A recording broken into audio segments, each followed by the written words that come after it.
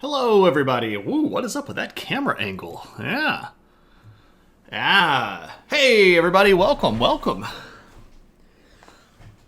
don't know what's going on with my chair. It's going a bit haywire here. Yes, Lance of Longinus. Same thing as Spear of Destiny. Just under a different name. What is going on here? There we go. Yeah. Sorry about that. Hey, everybody. Welcome. I'm Spartacus.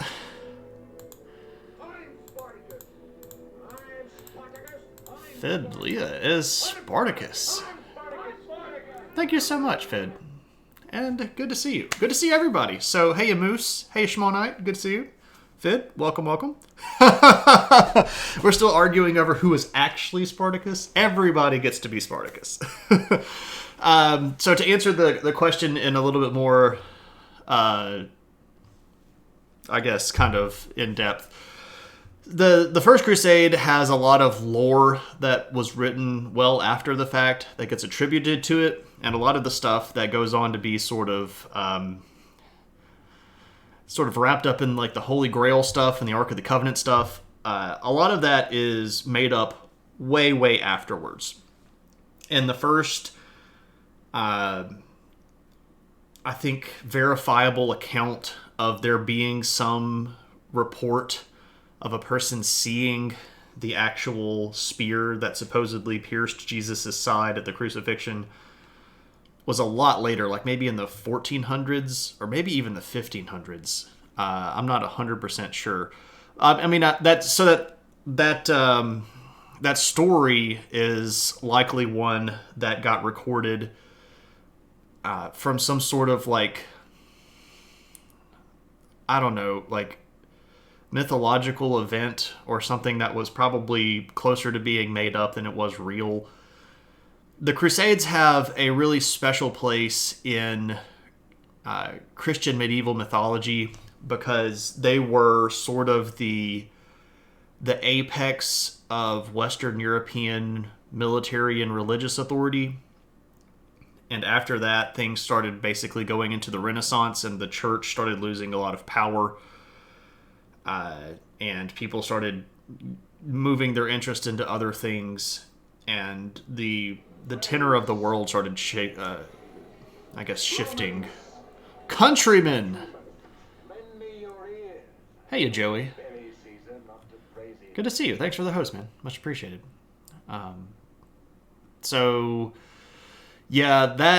There's just a whole bunch of lore that gets attached to the Crusades that's not historically accurate in the least.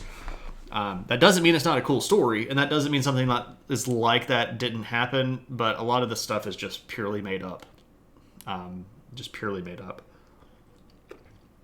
Like, there are all these stories that come out later on, especially in the Renaissance period, and then again in the Romantic period, where everybody's sort of trying to rediscover the lostness, and a lot of this stuff gets fabricated, or somebody in the Renaissance will discover an ancient text and translate it for the first time, only to find out that the ancient text that they located was actually just a forgery, and that nobody actually expected that to be real. It was just some fairy tale thing. There are, at this point, I think, 4 different Spears of Destiny that all claim to be the original one. I know at least one of them claims not to be the actual spear itself, but to have one of the nails from the crucifixion worked into it. I think we also have about 10 crucifixion nails that are all supposed to be the nails that were from the cross. There are enough splinters of the true cross to probably make a true cross. There are a lot of relics that are held by various churches across the world that all claim veracity, that we have very little way to verify. And we just sort of have to go by the story and the plausibility of the story. Metrin says that it switched to wintertime in Sweden, so stream starts at 1 a.m. Woo! Well, I guess that's slightly better, huh? There's a fruit fly buzzing around me. I'm going to pretend it makes it more reasonable. Hey, Aflotapop, good to see you. It's good to see you around. How are you? I'm doing well.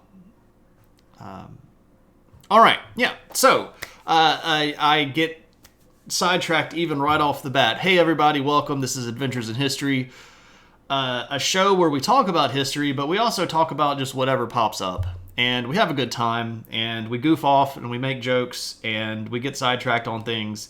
And that's okay, because we're really just here to have fun and maybe learn something in the process, maybe get a bit of a wider perspective on the world. You know, all that stuff, that's good. But at the end of the day, I hope that we're all just kind of hanging out and having fun. We are learning about the Jin Dynasty of China tonight. So the way that we work is on Thursday nights here, we have been going through history in chronological order, but it's kind of hard to do. Just basically just to do it, like 1 year at a time. So what we have done, we've sort of adopted a scale where we do things like century by century. And within that century, we sort of spot pick a lot of different groups. So we are in the 9th phase overall, but we are in what is referred to as the 4th century. So this is the year 300 to the year 400. And we've looked at a few interesting other groups. We've looked at the Koreans. We've looked at, last week we spent some time looking at a whole bunch of different new kingdoms that are popping up during this century around Asia. And tonight we've got to talk about the big daddy that sits right in the middle of it, which is the Jin Dynasty. Yeah, Jin Dynasty. And as always, we're here hanging out. So if something strikes your fancy, by all means, throw it in the chat. If you have a question about anything, you're welcome to. We can hang out, goof off, have a good time. I will remind everybody, this is something that I added a few streams ago. Jin. So Jin is like this. This one, spelled Q-I-N, is pronounced Chin. Like the thing that's right here. And that's actually where we get the modern name China, is actually China. So that's how it kind of comes around. So that's what's going on. Hello, puppy. The puppy is here, and I can show you what's up with the puppy. The puppy had surgery on Monday, so she has unfortunately, she's now going over that way. She has the cone on so that she doesn't itch herself. Hello. Where are you going? Waggle, waggle, waggle. What? If you need to go outside, go see Brittany. Yes, the cone of shame. So she had a big, potentially cancerous mass extracted from her side. And it's been sent off to be biopsied, and we're sort of hoping that it isn't actually cancer, or if it was cancerous, that it's benign. They're pretty sure that they got all of it.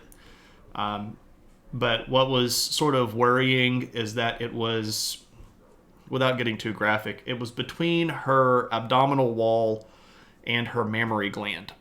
So it had a lot of stuff that it could potentially, invade if it were a malignant cancer. So they wanted to make sure that they went in and got it before it got any bigger than it actually was. So,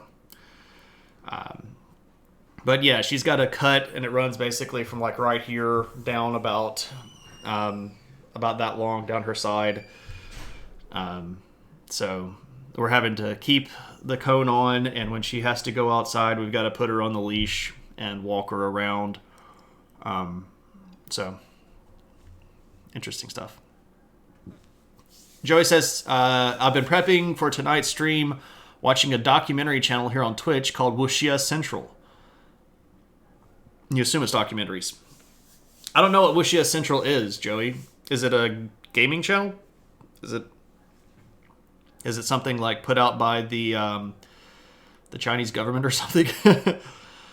Yeah, she's acting very normal. You can tell like when she's trying to like get on the couch, or when she tries to stretch, that it kind of catches. So, but otherwise, her attitude has been fine. She's had a healthy diet. She's been eating and drinking fine and going to the bathroom fine. So she's on the mend, and her incision site already looks like it's healing up. So these are all good things. Presently streaming Shaolin martial arts from. Oh, so it's a Chinese movie stream. Okay, okay, that makes sense. We could watch that.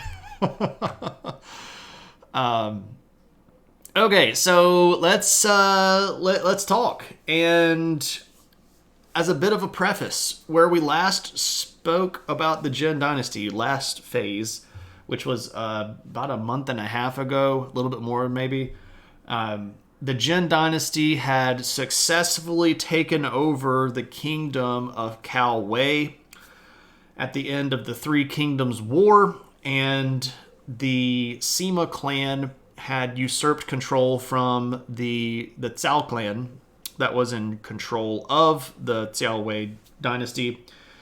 And it had this really big, powerful emperor called Emperor Wu of Jin, or Wu Jin Di, or Jin Wu Di, however you want to say it. There's about a million different ways to arrange these in English.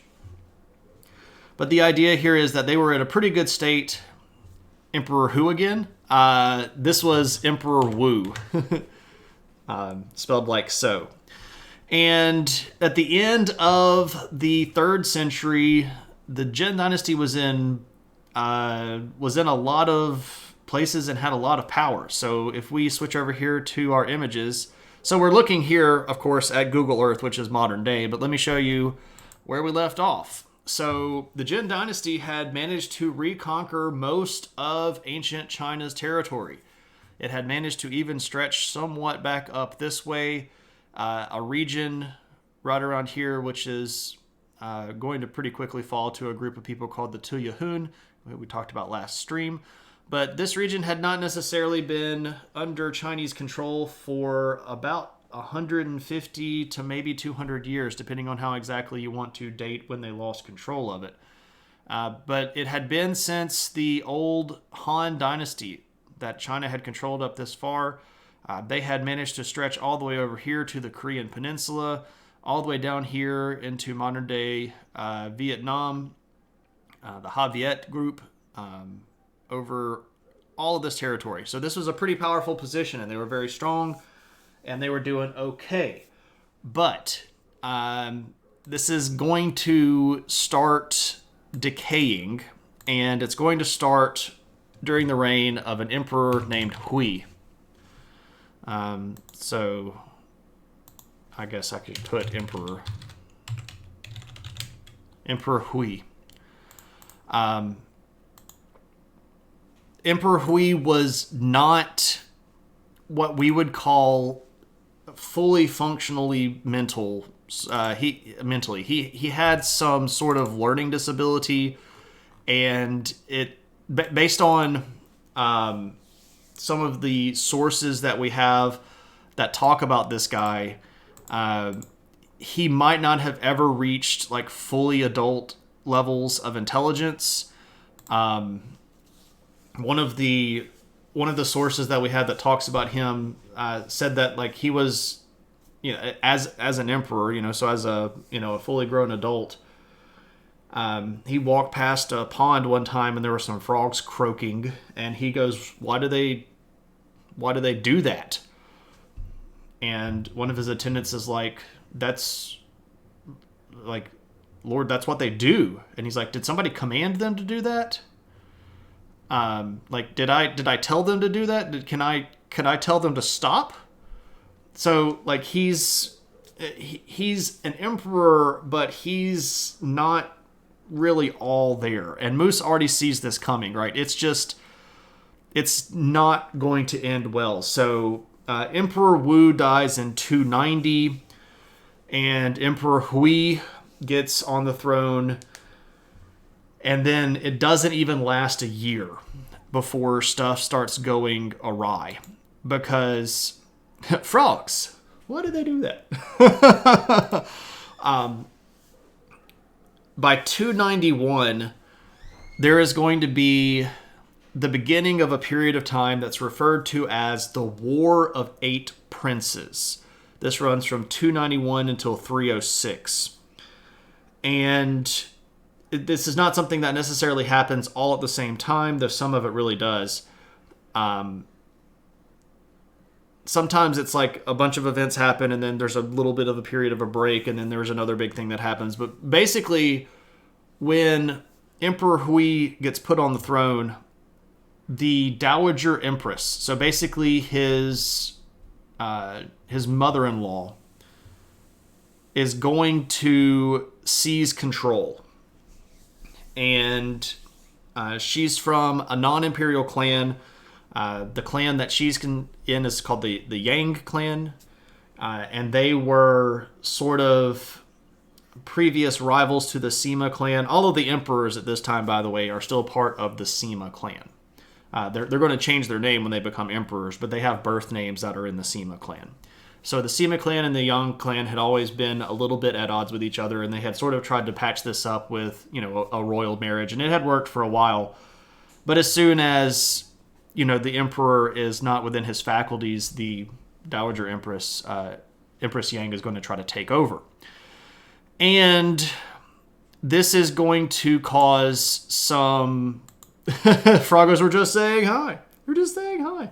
This is going to cause some consternation between the Dowager Empress and the actual Empress. The Empress at this time, if I can type it, her name is Jia. Empress Jia.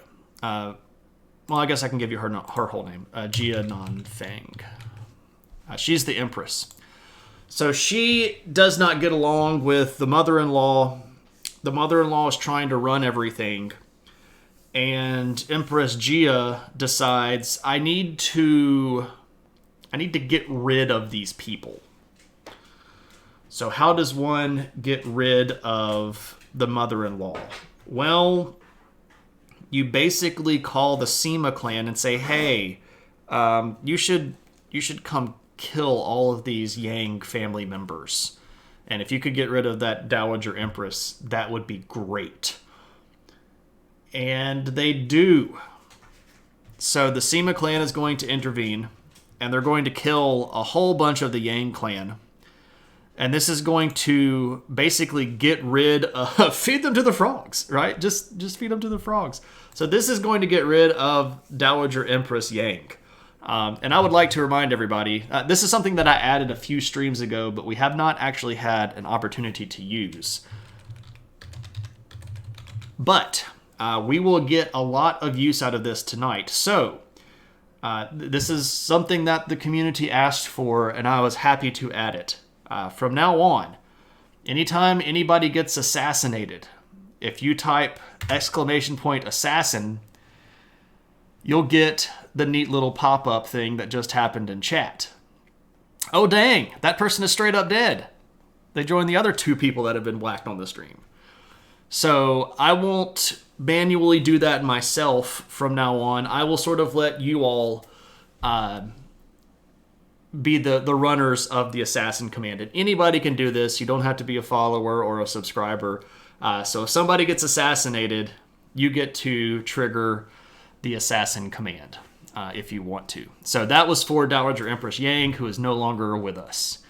But it has a cooldown. Yes, it has a cooldown. It's got about a 30-second or maybe a 45-second to a minute cooldown. So if everybody does it at the same time, it's only going to count one of them. So it's okay if you kind of race and try to get it in. So now there's need for a regent, right? With the Dowager Empress gone, there needs to be a regent.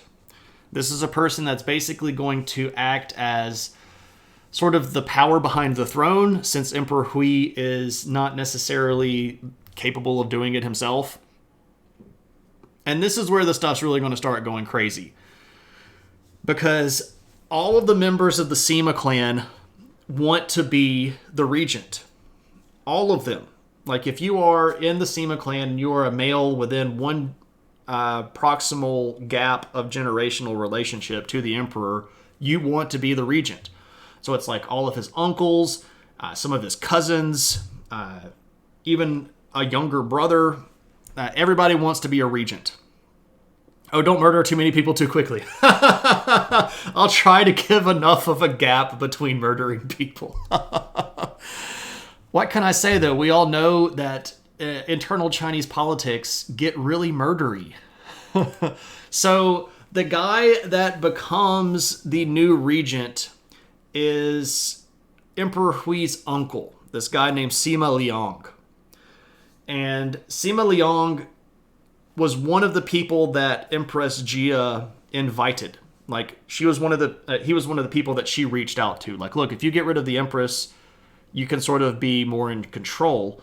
But when he got into control, he decided that she, Empress Jia, needed to be pushed out. Like, she didn't need to be in the circle anymore. Her role, as it were, was over because she had done the right thing by getting a man back in charge. And Sima Liang was very pleased with this particular situation because he was the one in charge.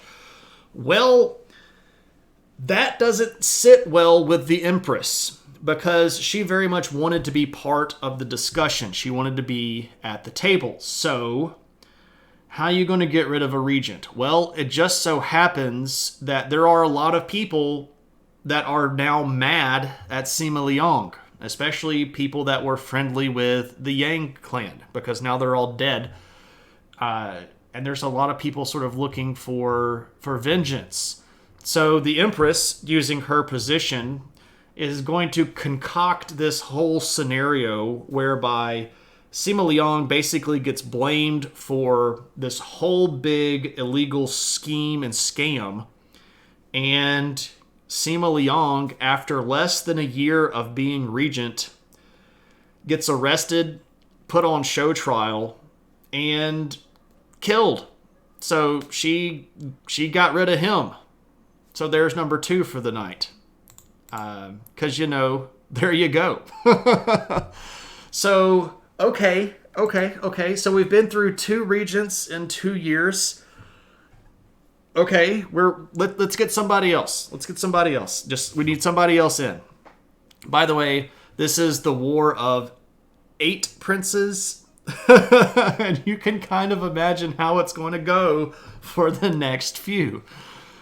So the new regent is this guy named Sima Wei, who was also in the family, and he is going to sort of step in as soon as Sima Liang dies. Sima Liang and Sima Wei had been very close. They were sort of both the co-leaders of the group that killed all the Yang clan. So they had been kind of in cahoots from the beginning. And Sima Wei, steps right in and immediately basically takes over everything that Sima Liang had done. And this includes trying to cut Empress Jia out of the picture.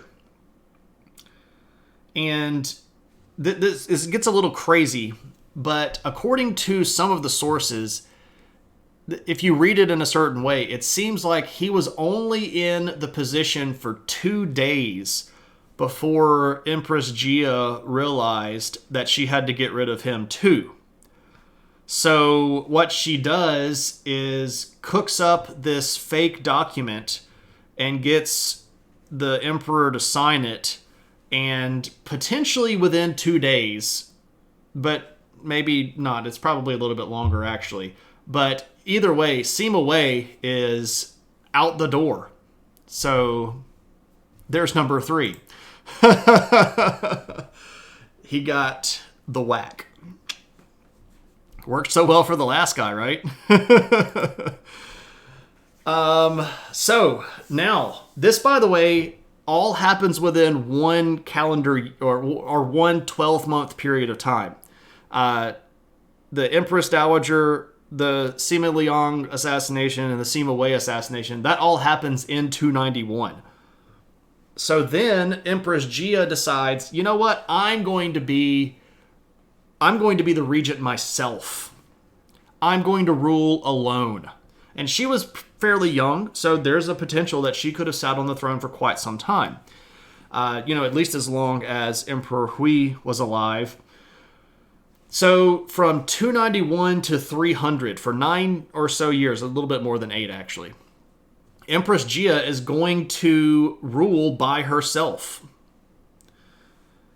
But she ends up having a son by Emperor Hui, and this son's name is Sima Yu. And it doesn't look like she really liked the kid, especially because, theoretically speaking, if the emperor died, this kid would be the next emperor, and depending on how old he was, she might get pushed out of power, right? So she actually tries to get Emperor Hui to kill this kid. So she convinces him at one point to sign this, basically this death warrant to kill Sima Yu, who's actually the son here. But Emperor Hui's like, but we're not supposed to kill him because son, right? And what ends up happening is that Sima Yu ends up getting put under house arrest and sort of getting demoted from being next in line. And at that point, Jia decides, well, you know what? If Emperor Hui won't get rid of this guy, I'll get rid of the kid myself. So Empress Jia basically decides that she's going to kill Sima Yu, the heir to the throne, so Sima Yu gets the whack. Now, at this point, people start figuring out, like, Empress Jia is kind of a jerk. By the way, that was assassination number 4. Forget the assassination count. How many child emperors have there been in China? Like a bajillion.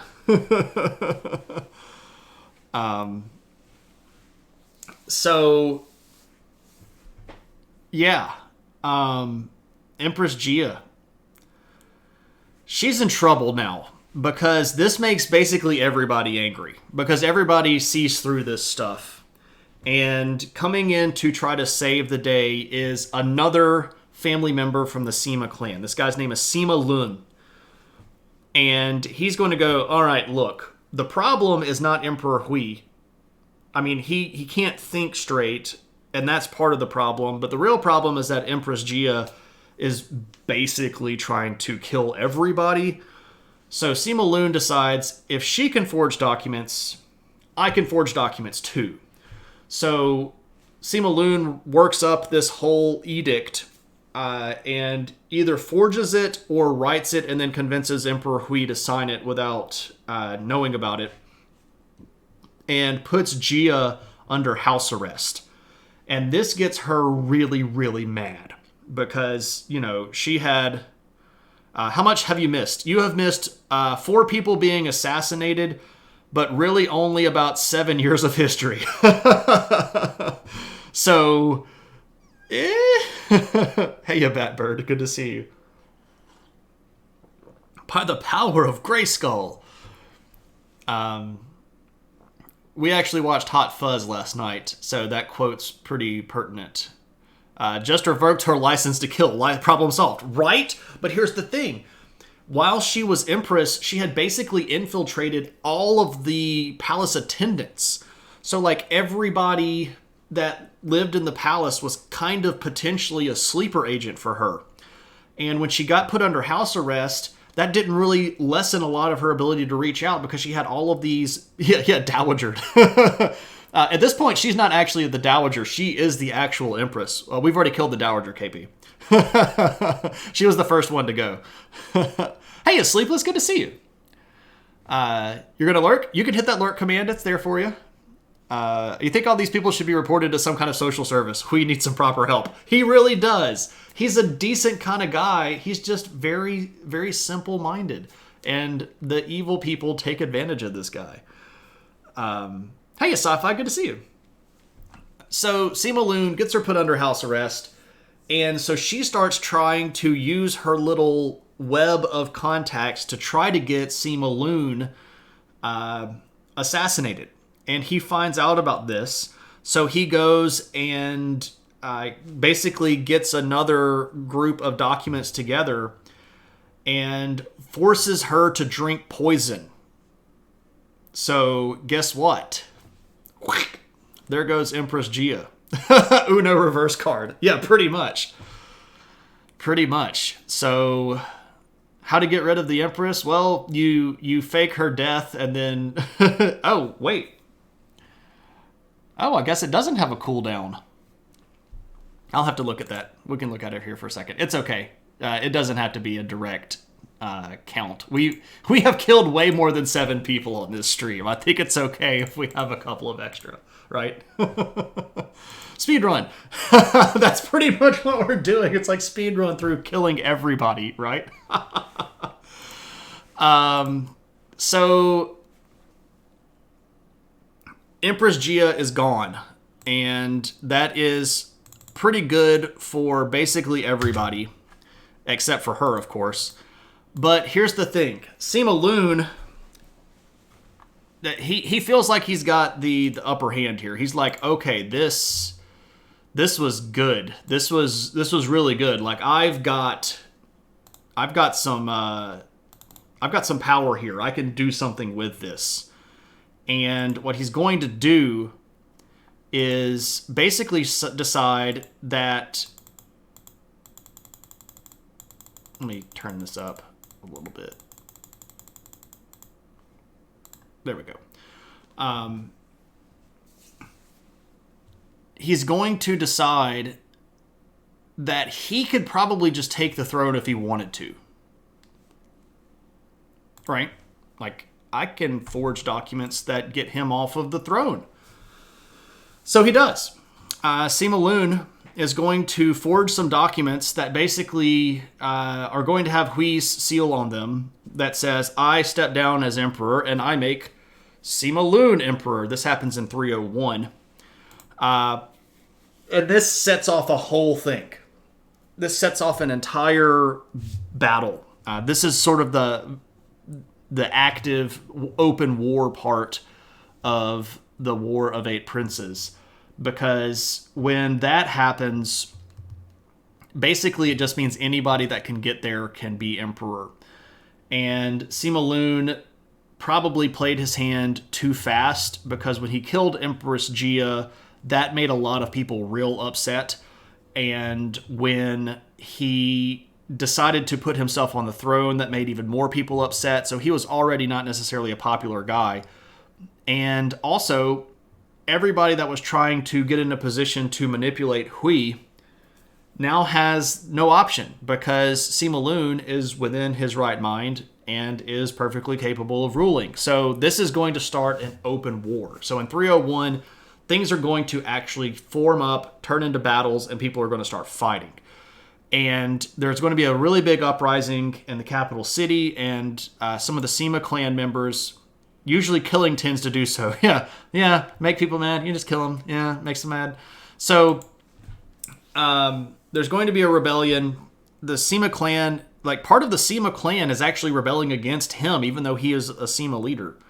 And he is going to get caught by one of these rebellions. And in the middle of one of these uprisings, he is going to be captured and brutally murdered. So there we go with the whack again, because we're just killing everybody tonight. So Sima Lun gets the killed. Yeah, and why not assassinate the emperor, right? Because we're just killing everybody. Can anybody do assassin right now? There we go. Okay, cool. Now let me see. Well, I won't try it. I'm going to let somebody else do the whack. Thanks, Brittany. So, who are you going to make emperor now? Well, the people that you make emperor is the same guy that used to be emperor. So when Hui got pushed off the throne, they didn't actually kill him. They just sort of let him retire. So when Sima Lun gets whacked, they go find Hui and they put him back on the throne. And he's like, oh, I'm emperor again? Awesome, guys. That's great. Cool. I don't know if you all have seen Brooklyn Nine-Nine. But at one point during I think it's like season 4, maybe season 5, they get a new captain and he's just this completely oblivious guy that doesn't really understand anything that's going on. And he doesn't understand that he's completely inept. That's sort of the way that I envision Emperor Hui. It's just like this guy that's kind of really good-natured, and he just kind of wants to have fun, and he doesn't understand that everybody's trying to manipulate him and get, everybody's trying to get at him. Whacking historical figures usually doesn't end up well. Looking at history itself, you don't want to be next, right? So you put Hui back on the throne, and now the problem is we have an emperor, but we don't have a regent, and we don't have an heir, because Jia killed the heir, and there is no more regency. So we have 2 potential spots to fill, and there are people that are arguing to get into the position of regent so that they can force the emperor to adopt their kid as his heir. But there are other people that are just trying to convince Hui from outside of the regency to pick their person or their kid as heir, and it's just a giant mess. And it's a really big mess that just completely takes over the focus of basically all of what's going on in China at this time. And what they don't realize is that everybody around the border zones is basically having a field day. So like a lot of this territory down here in the south has already broken away. A lot of this territory over here that's basically in the Korean peninsula, that is about to break away. Their territory over here has already fallen apart, because when nobody's watching the borders and everybody's just trying to argue about who's going to be next, it's kind of a messy situation. Some people just want to watch the world burn. Yeah, pretty much. Worthless fact, Regent was also the name of a comic book printing company. It seems like I knew that, David, but I couldn't tell you a single title that they printed. Also, hey, David, good to see you.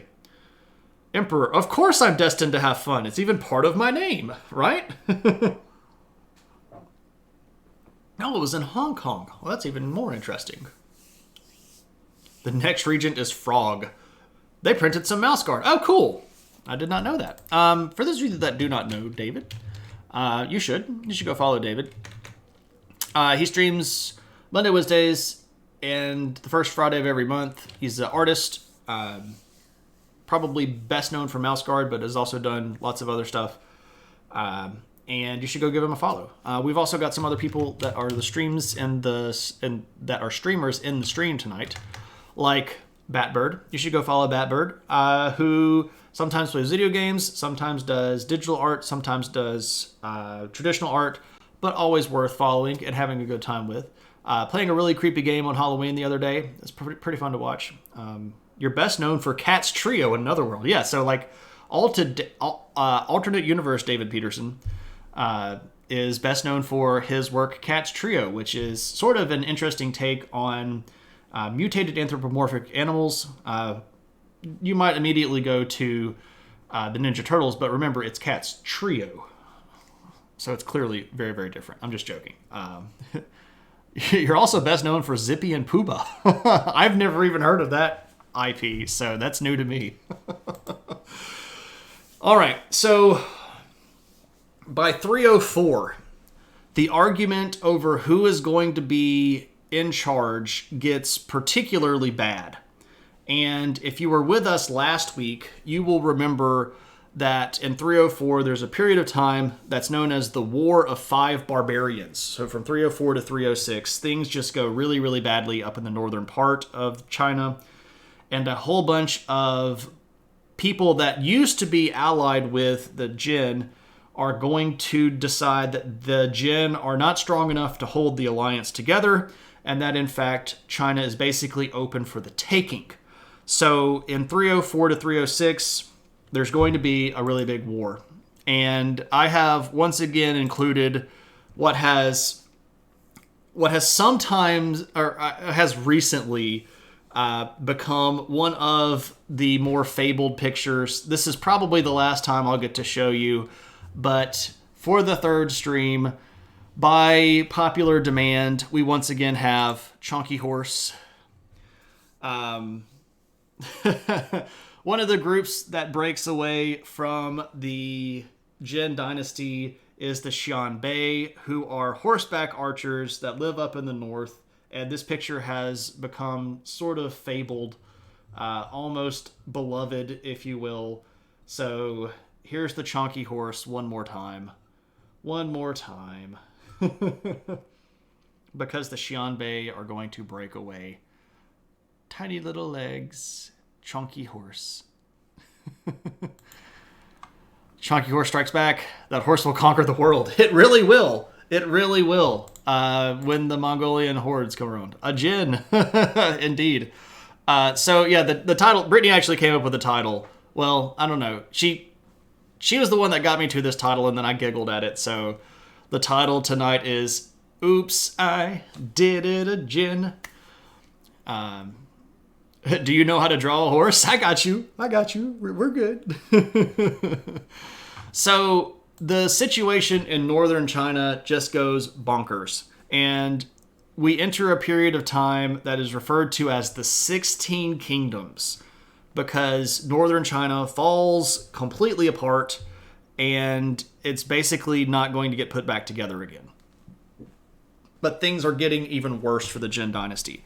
So when all of these people up in the north start fighting, and we have wars going on inside of China itself over who's going to be in control, there's a lot of mess, because now you're trying to stretch your armies as far as they can go, but the emperor is not necessarily in control, and the regency keeps changing. We're not going to go through every single change because some of these happen really, really fast.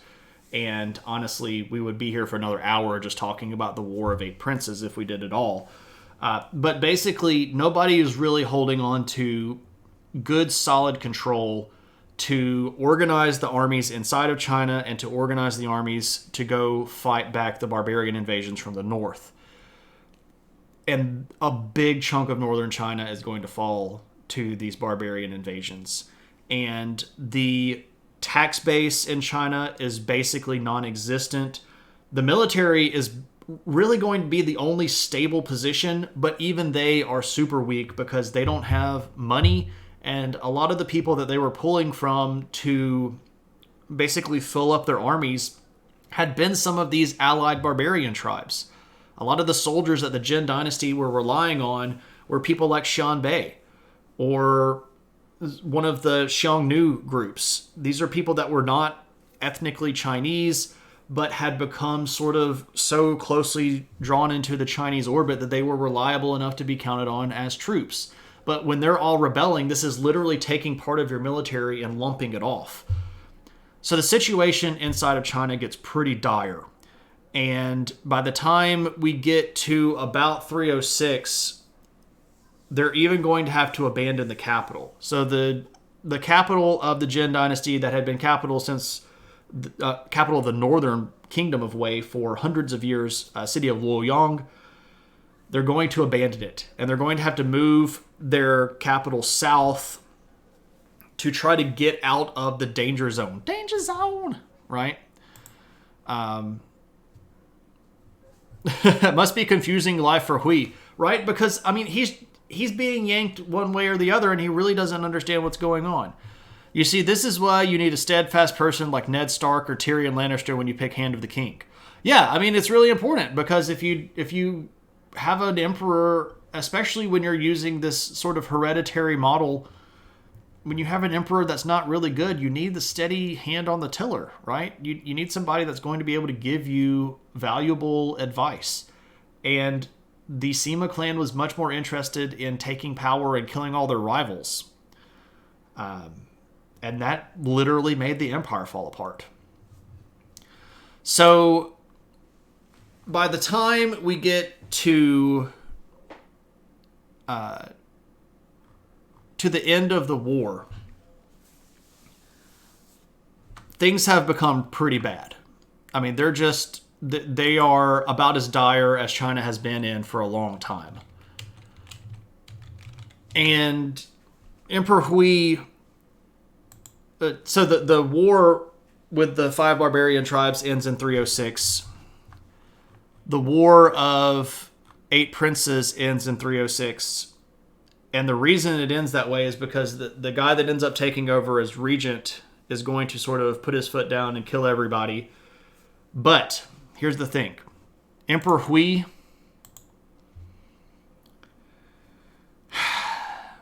he's in the way. And the last of the 8 princes decides that the best way to handle the situation with China is to get rid of Emperor Hui. And the dude sits down for dinner and starts eating some bread. And the regent at the time poisons the bread basically in front of him. And he doesn't know what's going on. And he eats the poison. And oh dang. Oh dang. Yeah. They killed Emperor Hui. And they put his half-brother on the throne, whose name is Emperor Huai. You're working on your assassin side hustle. Now, you need to be careful. We don't need to get too trigger happy. Hey, JMR, good to see you. Hello, Yaren. Good to see you. Hui with? I'm not sure. We're talking about the Jin Dynasty, though. So welcome in. Hope you're having a good one. Feel free to participate in the chat. So they were the rest of the Lannisters. Yes, pretty much. How are you, JMR? Good to see you. Lots of wannabe Littlefingers trying to control stuff. Yes. Junk Collector's like, wait. we figure out what's going on here. Hey, Junk. Good to see you. Hope you're having a good one. Emperor Y. Yeah, so it's pretty messy. So the things in China are going pretty badly at this point. By the time you get to 317, the northern part of China is completely out from under Jin control, and it looks like this. So the only part that they control by 317, and by the way, they have to move the capital again down here to Jiankang, which, by the way, is the modern-day city of Nanjing. So if you've ever heard of Nanjing, China, that's where it is. This is the first capital of the south. That's basically considered southern China. But they have to move the capital even further down south because all of this territory up here that used to be part of the Jin Dynasty has now fallen to these people that are part of the barbarians. And a lot of this, you see these little kingdoms popping up. Tiafu Xiongnu, the former Zhao, Duan, Yuan, Murong. These, of course, over here, especially the Murong, are leftover Xianbei. You can see the Xianbei themselves. We talked about the Rouran last week, the Tuyuhan over here. Lots of these little groups. And they're all really interested in taking as much of this territory as they can. And they're being pretty good at it because, honestly, things are not going so great. They're not going so great. The Murong don't sound very smart. Oh, because it sounds like moron. It's free real estate, right? It's messy. So, what are we to do? Well, what does the Jin do? Well, Chang'an gets taken, so they have to move the capital to, again, Jiankang or Nanjing. And there are some really big issues going on. The majority of court nobility and the majority of the really, really high level nobility of the Chinese Empire lived in the north. So when all of these barbarian people are moving into the northern part of China, this is displacing all of the rich nobility from the north. And when the emperor even has to run south, all of the nobility are going to follow him. This is one of the weirdest situations of mass migration that I can probably point at in history. Because it's not the entire population of Chinese people in the north moving south. It's really just the people that are in the sort of the upper crust or the command structure of northern China that are moving south. So they effectively abandon governing the north to these other groups of people, and they all move down into the south. But there are already administrative people in the south. There are already provincial governors, city mayors, there are already military leaders down in the south. But now you have these northern people moving to the south, and they're saying, oh no, we're the strong ones. We're the ones that are actually in charge. So who's really in charge? And this creates a really big issue because some of these northern rulers are significantly more powerful than anybody that's down in the south. And they start pushing southern nobility and southern governors out of the land. So basically they're coming into to squat. You know, they're showing up. They're saying, oh, this is our territory now. This is our land. You all go away. We're just going to take it from you. And when the southern leaders start trying to protest this, the big issue here is that all of the military leaders are coming from the noble families of the north. So the military is going to back up all of this land seizure and power grab because the southern generals are not going to be able to stand up to the northern army, even though it's massively weakened, because the south had been abandoned for so long that its military was basically in shambles. So they basically move in and take whatever they want. Whatever they want. But this completely disrupts the remaining portion of China, as you might expect, because people don't know. Yeah, it sounds like conflict brewing, right? They don't really know who's in charge. Nobody really understands who is supposed to answer to whom anymore. Nobody really knows what's going to happen next. We lost our land up north, so we deserve your land down here. That's exactly their position. We're the ones that are, we won, right? So 100 years ago in the War of Three Kingdoms, the Kingdom of Wei won, and all of the nobles in the north got the spoils of being on the winning side.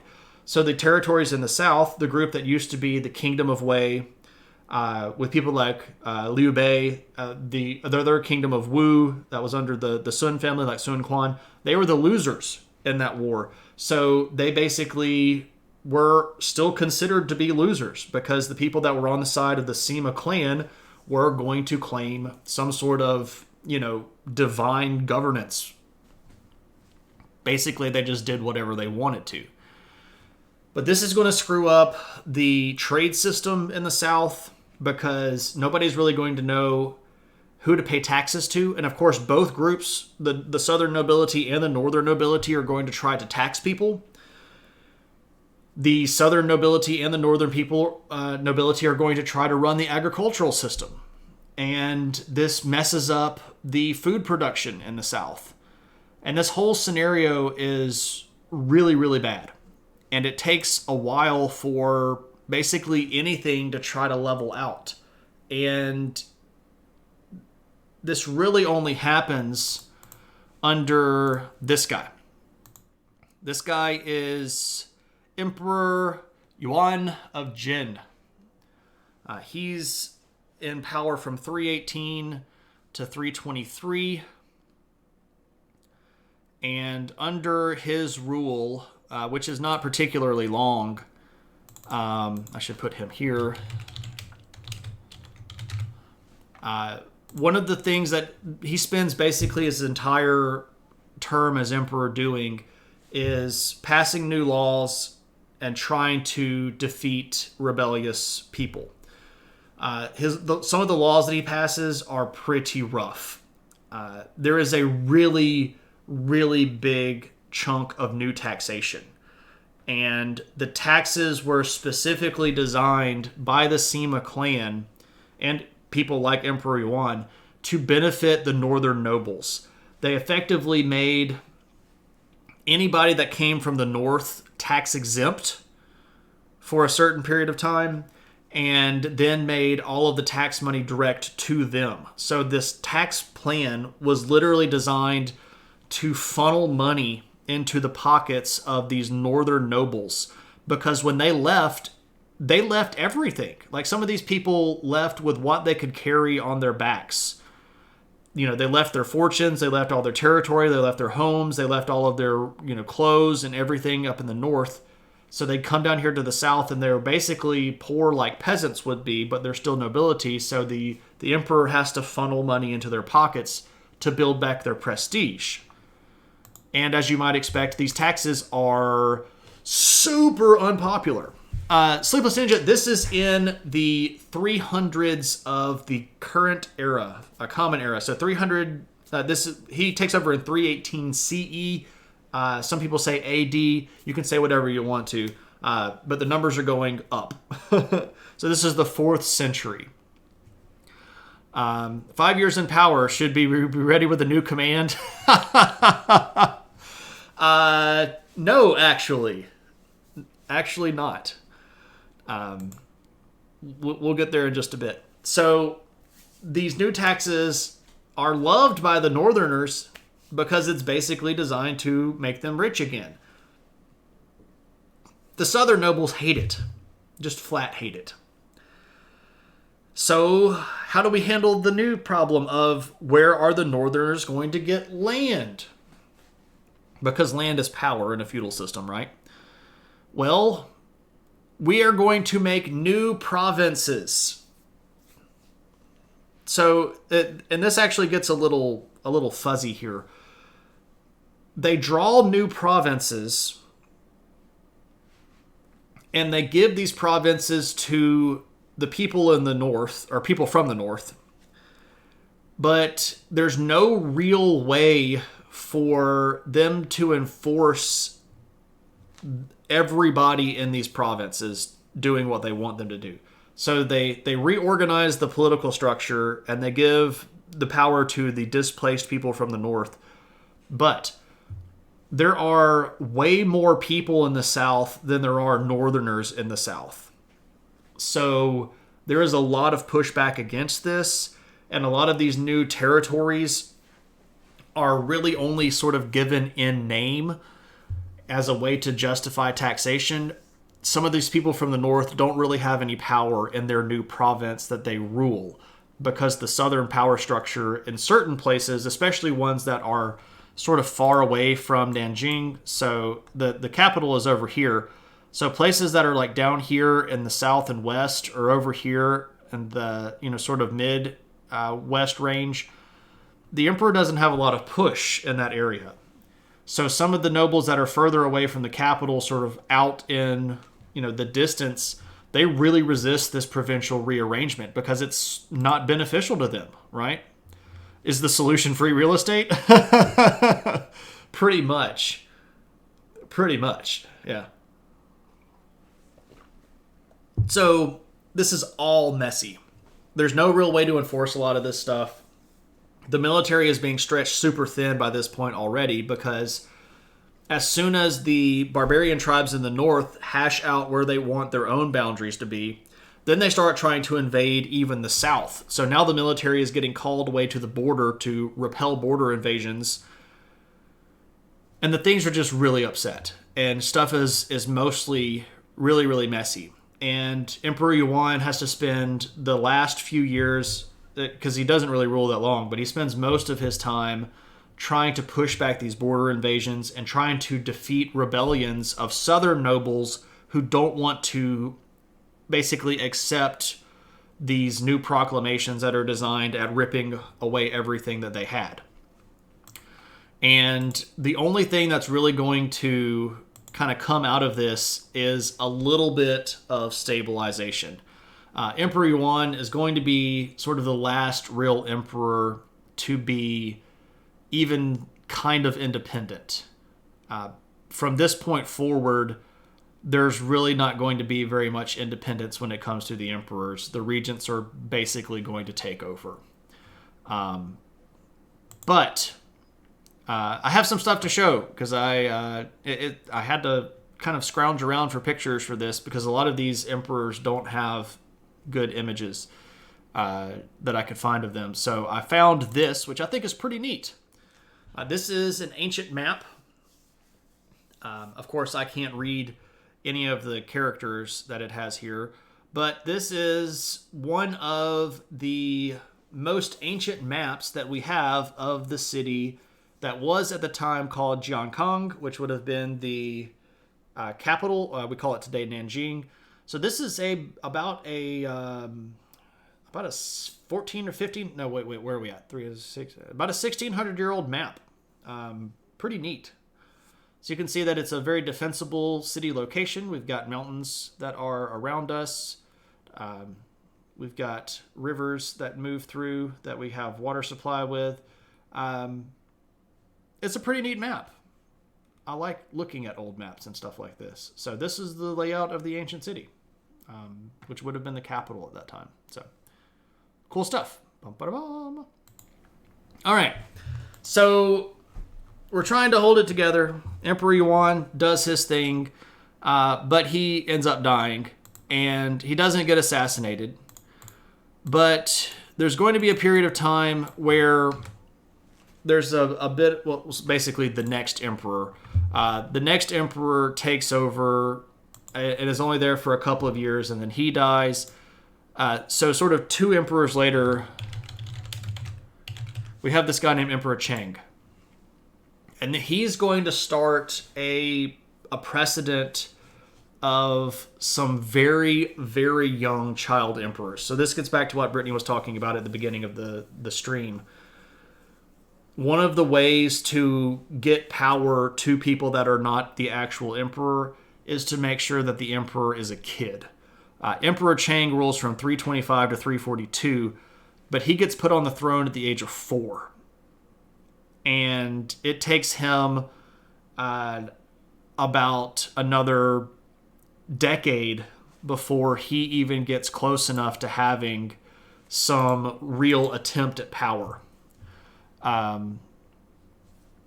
It's the Mahjong tile piece, right? Pretty much. Emperor Chang. Yep. So, hey, Vern, good to see you. How are you, my friend? What is he going to do? Well, for the first decade, he's going to do whatever everybody else tells him to do. And even by the time we get to the late 330s, this guy is still not really going to have any power. The regents that he has and the military leaders that he has are going to be the ones that are the actual power. The only thing that he does that seems to be somewhat unilateral really might not even be unilateral because of whom it benefits. Under his rule, China had somewhat stabilized a little bit. The borders were more or less defensible. The military had had a breather and had a chance to sort of rebuild itself. And the biggest thing that Chang is going to accomplish during his reign is that he is going to formalize the possession of the land in the south to the people that came from the north. So he's basically going to force everybody that was a southern administrator at any governmental level. So if you were like, a mayor of some podunk city in the middle of nowhere, you were going to get kicked out. And that position was going to be given to somebody that was either a displaced northerner or somebody that was loyal to a northerner.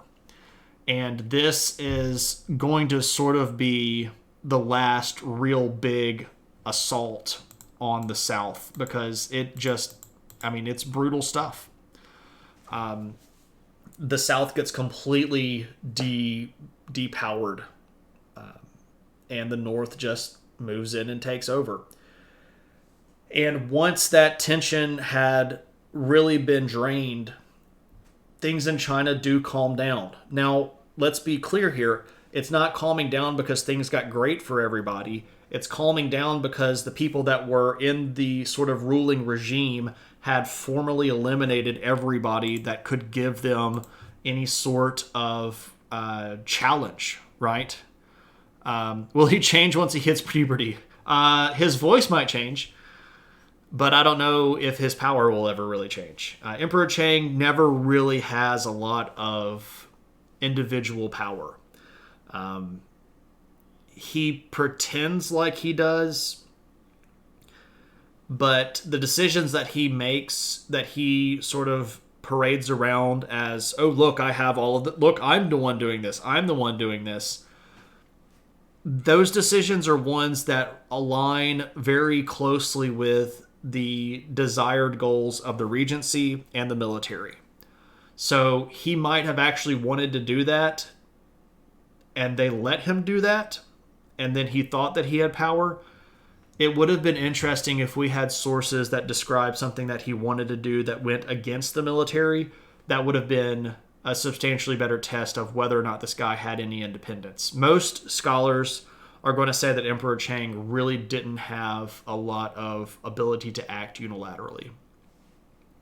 Kind of feel like kid emperors can easily be groomed, or what you call it, by regents to basically keep doing the regent's work when they get old enough. Exactly, Matrand, exactly.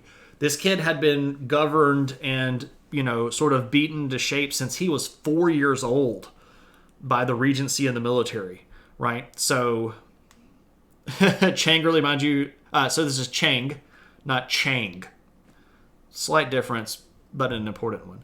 Like Chang from Community. Hey, Shiggy. Good to see you.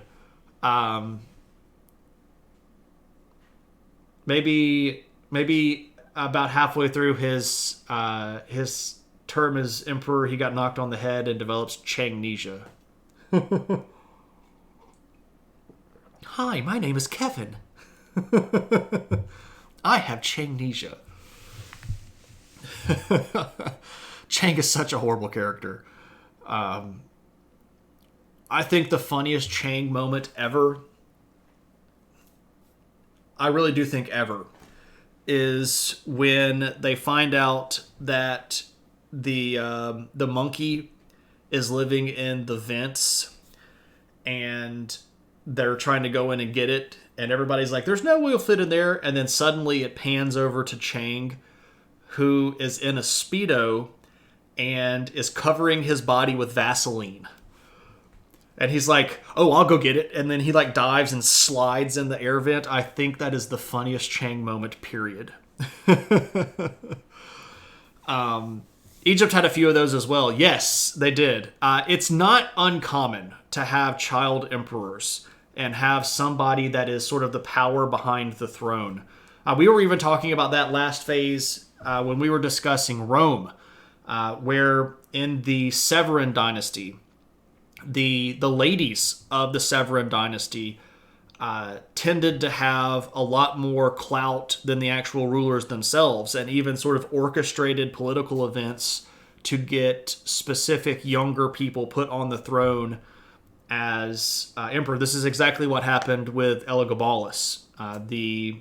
His aunt and his mother basically bribed people inside of the Roman Empire to declare him emperor, and then dragged him from Syria to Rome and had the Senate declare him emperor. And this was mostly so that the Severan family could continue to rule. And then they made him take a co-emperor, and that went sideways. But yeah, so the whole idea of regents screwing around with who's in charge and putting somebody that's very, very young on the throne, that is not uncommon in many big empires. It definitely did happen with Egypt. Tutankhamun, the guy that we know so well as King Tut, he took over when he was in his very young teens, and he almost certainly did not have unilateral rule. He was being controlled by the military and the priesthood inside of Egypt.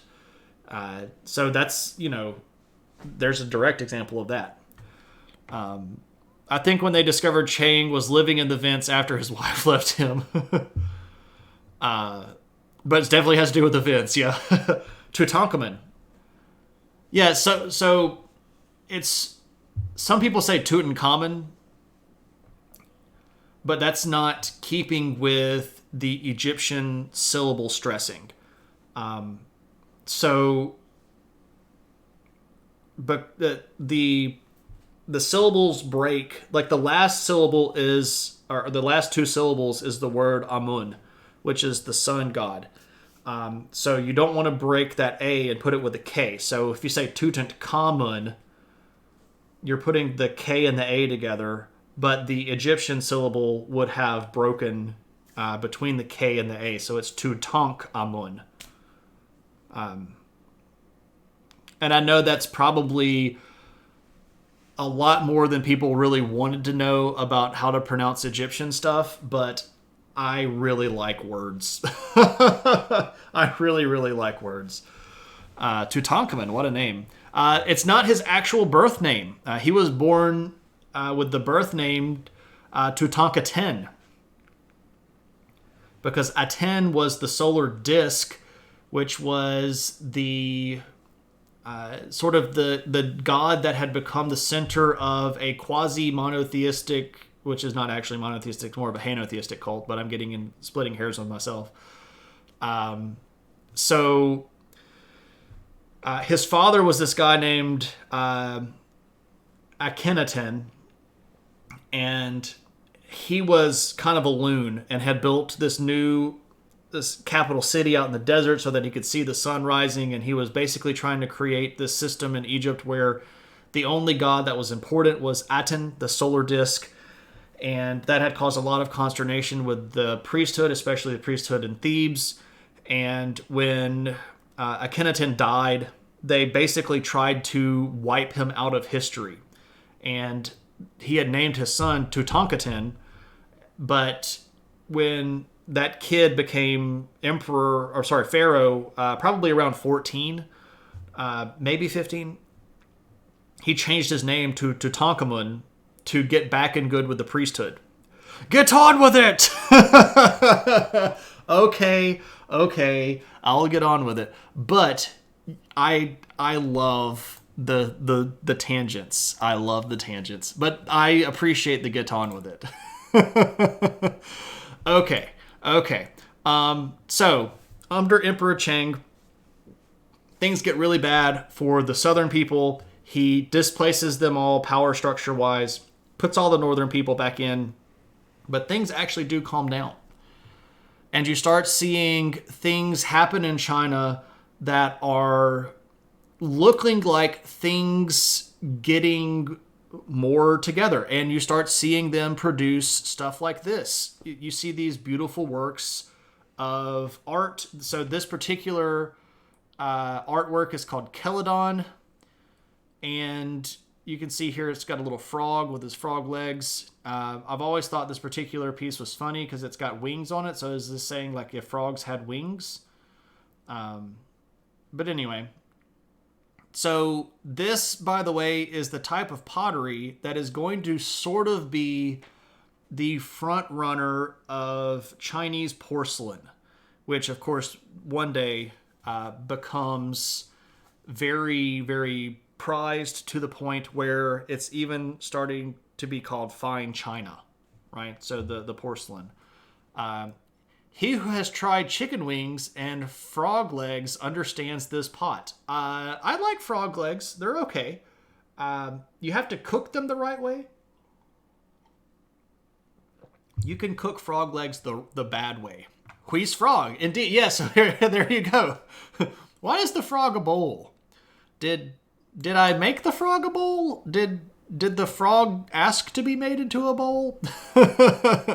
I'm really stuck on those frogs, by the way. No. It's cool. It tastes like chicken, right?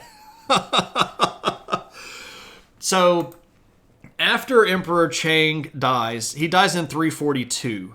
And he does just die of natural causes.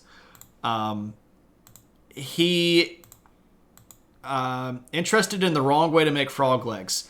So, if you frog legs don't have a lot of fat in them, so they can get very, very dry very fast. There is a really big issue with overcooking them. You sort of have to treat them almost like a kind of if you're going to fry them, you sort of have to flash fry them. You kind of have to just dump them in there and let them get a little bit of a brown and then yank them out. But if you're going to cook them on anything else, you have to be really, really careful because they don't have a lot of natural fat in there like, a chicken would or beef or, pork would. So they dry out really fast. And when they dry out, they basically turn into like frog jerky, which is not so great. Also, hey, Kelly, how are you? Hey, there's the Visual Nomad. Welcome, welcome. What about KFC? What about KFF? Kentucky Fried Frog. Nature's greatest assassin of them all. Frog legs dance if you sprinkle salt on them. Yeah. This is why you stream everything. This is why you steam everything, rather. Yeah. There you go. Keeps the water content high. I mean, it's not unnatural to die if you get skewered with a sword. Well, yeah, I mean, I guess, technically, but he does not get murdered. How about that? The next string of emperors, though... I need to do some shout-outs because I haven't done this yet. Oh, well, I mean, I've done a couple, but we've got some other friends in the stream. We've got JMR Killer with us, who is a... game streamer primarily, but also builds some models on the side. So if you like my model stuff or if you like game streaming, go check out JMR Killer. We also have with us the Visual Nomad, who is a great painter. Was working on a toucan piece. Now I'm stuck saying things like in Egyptian. Toucan Tumun. Was working on a toucan piece last time I was there. Great use of color. Always hits the vibrancy just right. So go check out the Visual Nomad and bring all of your favorite Letterkenny quotes to the chat. String of emperors. Yes, ominous indeed. There is a string of very, very weak emperors for about the next 30 years. And we're not going to go through all of them. We will go through we'll talk about a couple of them sort of at random, and then I'll show you a picture of one that I found sort of kind of crazy because the guy doesn't actually rule that long. So the emperors are typically very young. One of the emperors gets put on the throne before he's even 1 full year old. So again, very, very weak emperors. The regent families are going to start getting at each other's throats, and there's a lot of squabbling between dowager families and the Sima clan, and when that starts getting really bad, the only real effective power for about the last half or so of the Jin dynasty in the 4th century is going to be the military. They're really the only group that's sort of holding it together. Some of the really big generals that are kind of above the fray because they're not in the Sima clan and they're not in the dowager positions. They're the ones that are kind of holding the empire together. And what's crazy is that because they're doing a decent job of holding the empire together, that puts targets on their back because people are like, why can't we get like Huan Wei, who's one of the, or Huan Wen, who's one of the big leaders at this time, like, why can't we get this guy to be emperor? And the Sima clan's like, 'cause we'll kill him if you try. And he's like, I don't want to be emperor. Please don't, no, please no. And then he actually does kind of want to become emperor later, but that's kind of messy. Hey, Shane. Hope's Pictures is showing the dude fat. Shiggy, we've already shown the chonky donkey, but I'll show it for you again. There you go. This is the last time he's probably going to be able to show up, by the way. I don't know how I'm going to be able to justify bringing him back, but there's your chonky donkey one more time. Also, he's a horse. You have to do a puppy run, apparently. It's urgent. All right, Joey, take the pups out. Have a good one. I could beat the Emperor in a one-on-one fight. That would be rude, but not untrue to say. Probably so, because he's, a 1-year-old child. He's a 1-year-old child. If you can't beat up a 1-year-old child, we probably need to talk. So some of these emperors get so far off into their own world because they know that they're not actually ruling that really weird stuff happens. For example, this guy. This guy's name is Emperor I, and it's spelled A-I. Long live Chunky Horse. Make a Chunky Horse channel point redemption to bring out the Chunky Horse. And don't explain exactly what it means until somebody redeems it. That's actually not a bad idea. I'll have to think about that. That is worth exploring. Freddie Mercury? Maybe. You think the Puppy of War needs a Chunky Horse costume? She wouldn't wear it. Oh, she wouldn't wear it. She hates stuff on her. Right now, Nomad, she had to have surgery on Monday, so she's wearing the cone of shame. Oh, and she hates it. She hates it so much. If you know, you know. I think that might have to happen in some format. I will work on making the Chunky Horse or Chonky Donkey, whatever you want to call it. I will work on making some sort of inside joke for that for everybody. I appreciate everybody participating in that. Yeah, the puppy is hopefully on the mend, and she's acting pretty well, like herself, and she's doing okay. So we've got to go back in about a week and a half to get the stitches out, and they're going to do some checkup on her and make sure that she's healing the right way.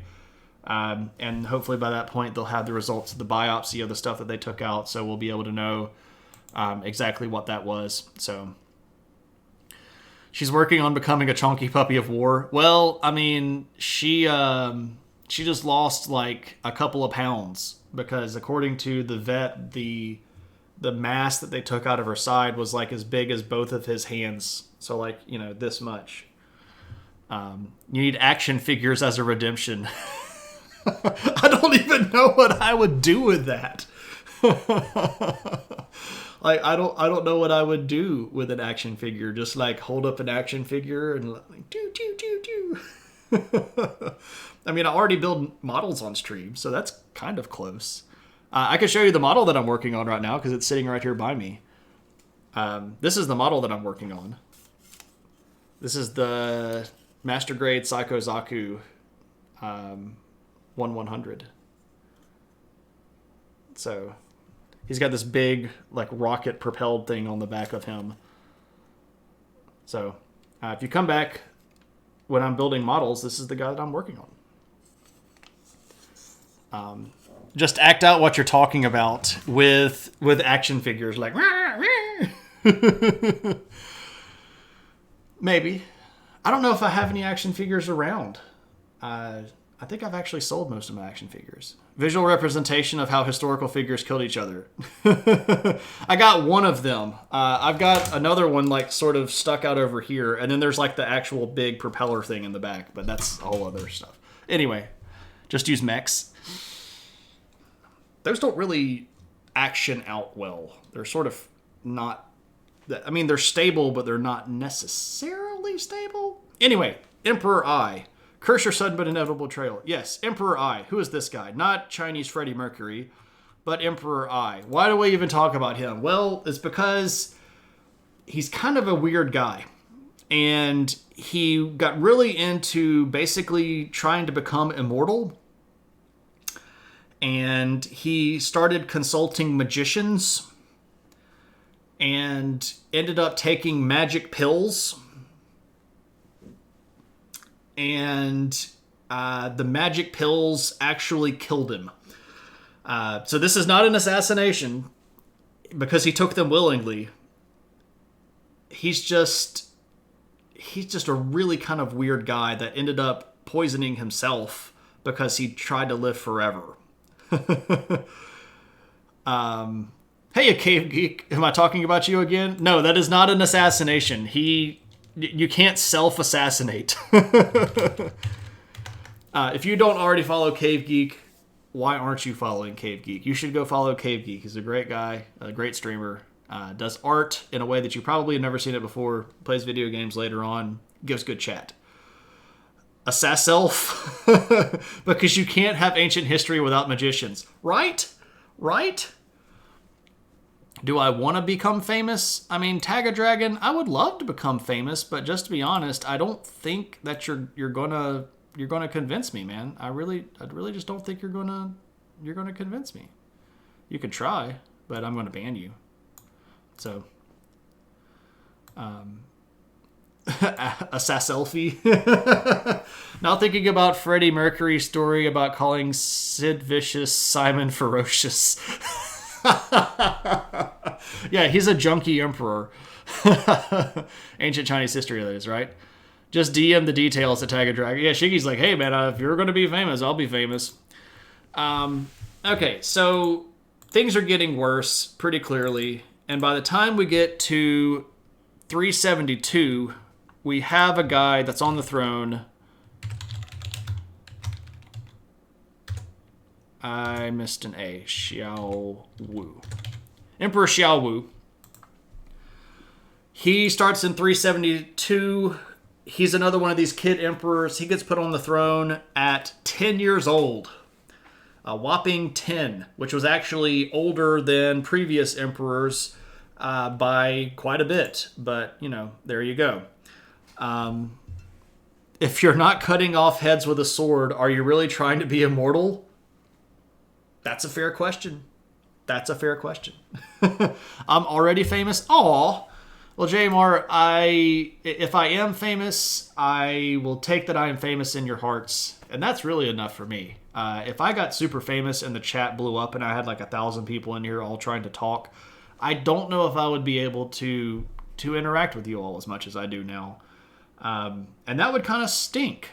It would be like lots of trolling and, you know, hate speech and stuff. And the mods would not really be able to enjoy themselves because they would just be like constantly kicking and banning people.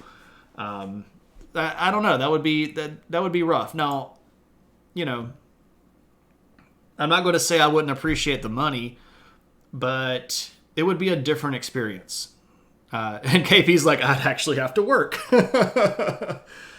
It should be Chaowo or Chaowu. Uwu and Owo are much better than Owu. Okay, Shiggy. Okay. I thought for a second there you might have actually been being serious. I did not know that this was going to end up being a light troll. I should have expected it though, right? Yeah. So this guy's name is Xiao Wu. Xiao Wu. He's going to be put on the throne at 10. And the big problem that he is going to face at 10 is basically watching the adults try to deal with a big invasion. Because one of the northern kingdoms, the kingdom of former Qin, and it's actually referred to as former Qin. It's one of these weird things in history that makes sense when you know the entire story of things. But anyway, the kingdom is referred to as former Qin. This empire had basically been taking over all of the smaller empires up north. And by the time you get to 376, former Qin had put the hurt on all of the northern country and was encroaching on the southern part of China. So what's left of Jin is down here. And here's former Qin, which had basically taken all of what was northern China. And they are coming for the south.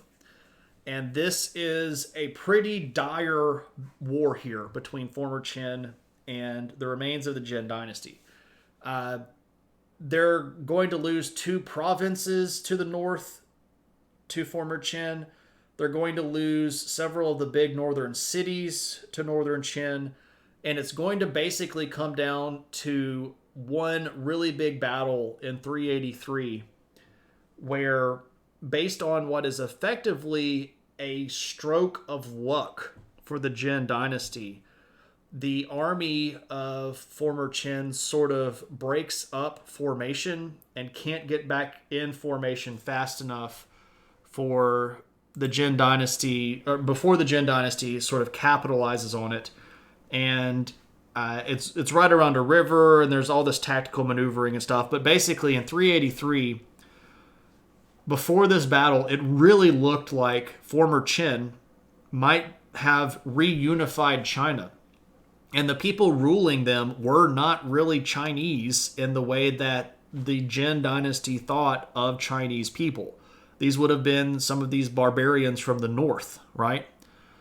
The kingdom formerly known as Qin. This is the only stream that you're active in. Bigger streams are just chaos and you don't like it. Usually you never have the chat up, so really you appreciate this. Oh, Metran, thank you. I appreciate that. I really enjoy being able to talk with people. I think that one of the biggest issues that history faces is that a lot of people don't have interactions with people that know history and that are excited about history.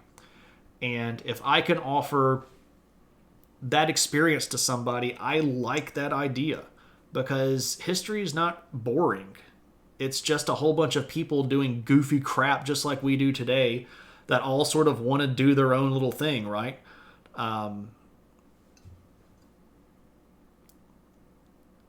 Because people are people. At the end of the day, we're all just people. And people are the same now as they were 260,000 years ago when humans first became humans. And we all want the same kind of stuff. We all think the same kind of way. I mean, now we just have new toys and science. But, I mean, we're really just still people. So, anyway, after this big battle in 383, the Empire of former Qin is going to lose the battle, and they're really overextended. They're pretty deep into the enemy territory. The Jin Dynasty military is going to be able to capitalize and force the former Qin army back out. They capture a lot of them and kill a whole bunch of them. And this is actually so bad for the former Qin that they kind of crumble and dissolve. For bigger streams, you just spam emotes, same as the classroom setting. Yeah, pretty much. You just stare blankly ahead and just hit emotes. You always look forward to the stream, and you were sad on Tuesday. Oh, JMR. Yeah, so we only do viewer request every other Tuesday. And part of that is because sometimes I get a viewer request that I don't have anything prepared for. So part of the benefit of me teaching history for, the last 14 or 15 years is that I have a lot of lectures prepared already. And I can sort of take pieces of this stuff and make new stuff out of it, or I can copy and paste things and make something out of it. And most streams take me less than an hour to prepare. But sometimes it's something that I don't know about. And I don't necessarily want to get in a spot where I have a very short amount of time and have to kind of cram other stuff in the way to get prepared. For example, the stream that we're going to have next Tuesday, we'll have a viewer request stream next Tuesday. It's on the history of Israel. And we've done 2 streams on the history of modern Israel already. And I know just from going in that doing prep work for History of Modern Israel Part 3 is going to take a lot of work. I probably should have tried to start on that today just to have it ready for Tuesday, because it's very meticulous. I have to go through stuff, it's sometimes on a day-by-day basis through history to try to make sure that I have everything set up the right way so that I can explain all the stuff in context. And the next stream that we're going to talk about involves the Arab-Israeli War in 67, which is big. It was funny, though. You feel like you're waiting for the school bus.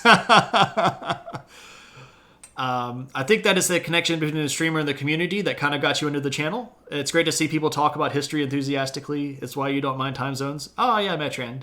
I appreciate you hanging out. And I know that it's very, very early in the morning for you. So I know it's easier now that the time has changed, but even so, I do appreciate you hanging out. We always appreciate friends, and it's good to have open-minded people that like to learn, right? 67 checks when the Cold War. So, oh, Shiggy. I had to explain to my students today that I got taught how to duck and cover. When I was in elementary school, we still had nuclear bomb drills, right? So the Cold War very much did not end in 67.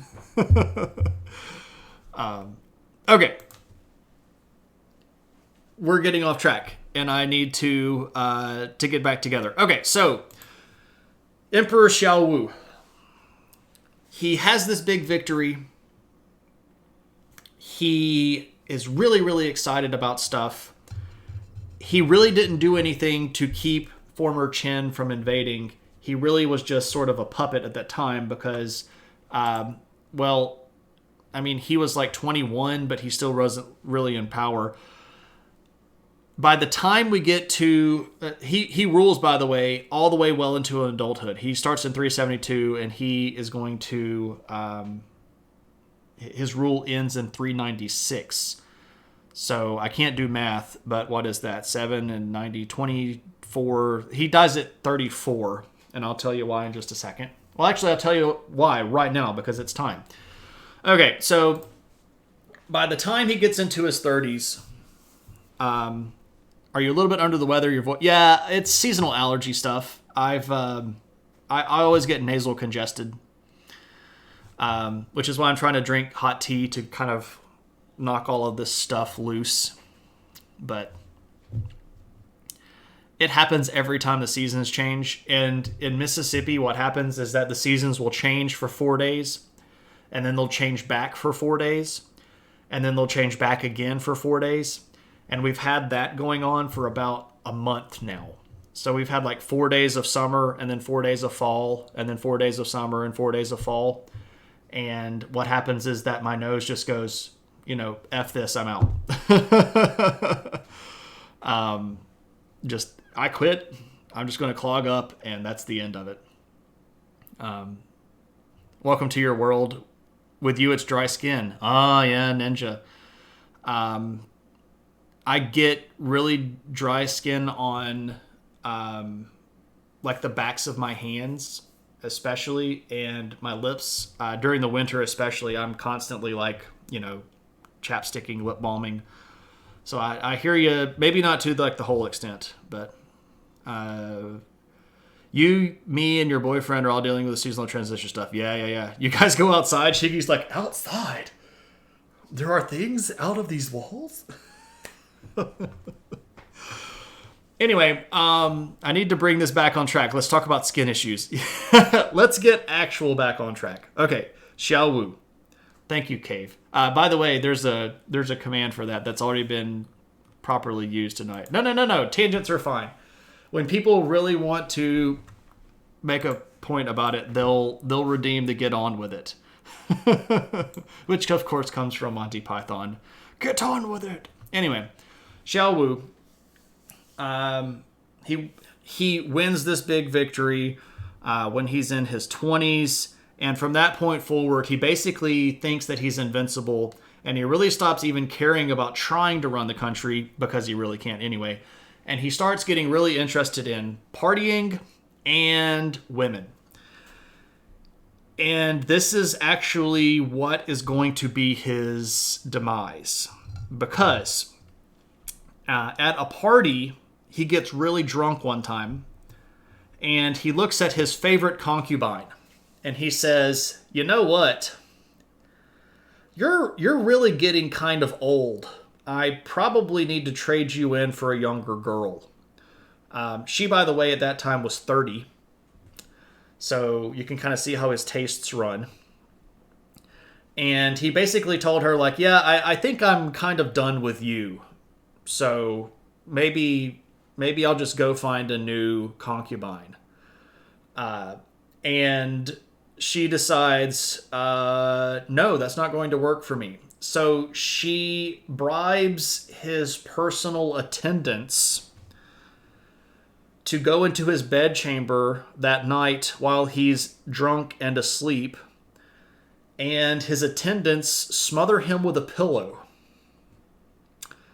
So that's the end of Emperor Xiao Wu. So there you go. The old axe. Yep. And that is actually the high note that we'll end on. I will show you this one last image, though. By the time we get to 400, the Jin Dynasty does manage to retake a sort of part of the north here, but you can still see that there are quite a few number of these kingdoms that are up in the north, especially this one right here and this one right here. These are both going to be pretty big groups. All you had to do was ask his own people to kill him. Well, she did bribe them. So there was money involved, but he was kind of a jerk, so they probably didn't really mind. So count yourself lucky when your jilted girlfriend just keys your car, right? At least she didn't pay your chambermaids to come in and smother you in your drunken stupor at night. Right?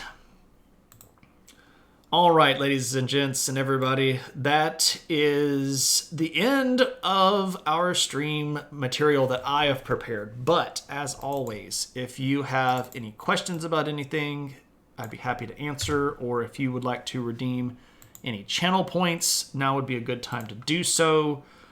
Otherwise, I'm going to pop open the old window here and see if there's anybody hanging around that we might be able to go raid. What's in the news?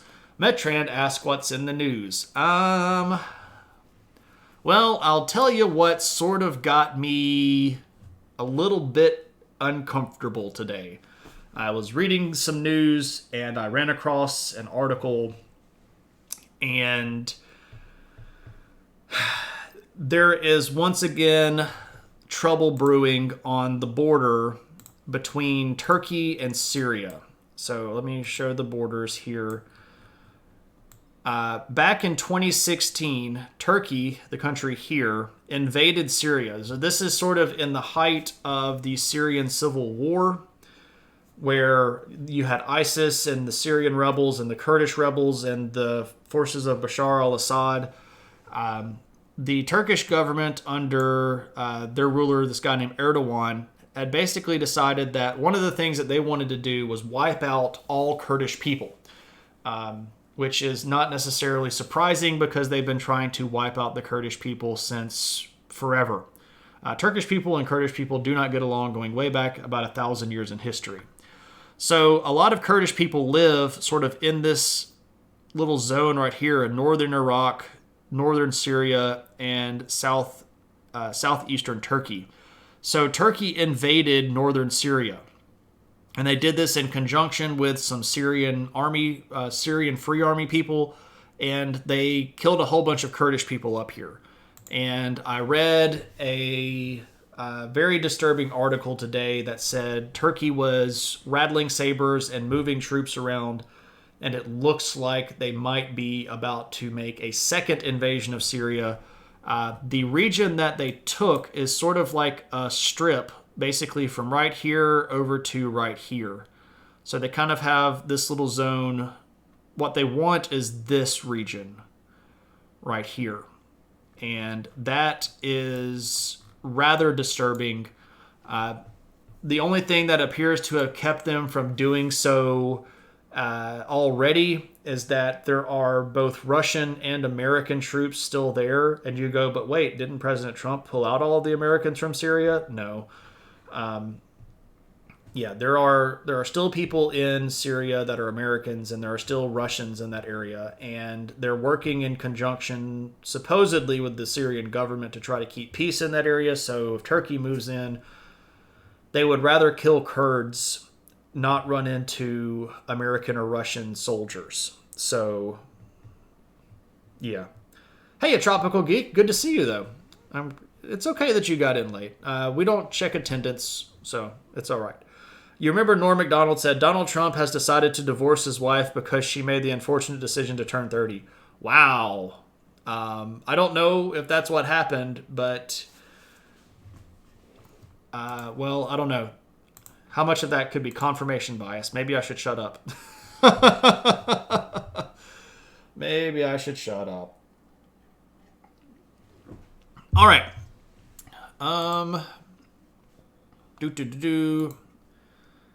Anything else? Any other questions or comments or such? I am looking to see where we might go. Let's see who might be streaming.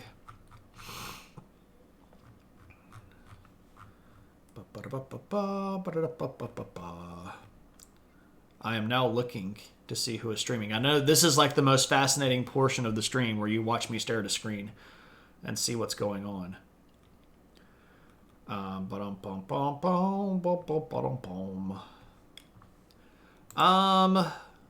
Let us go. Wait. Let me see.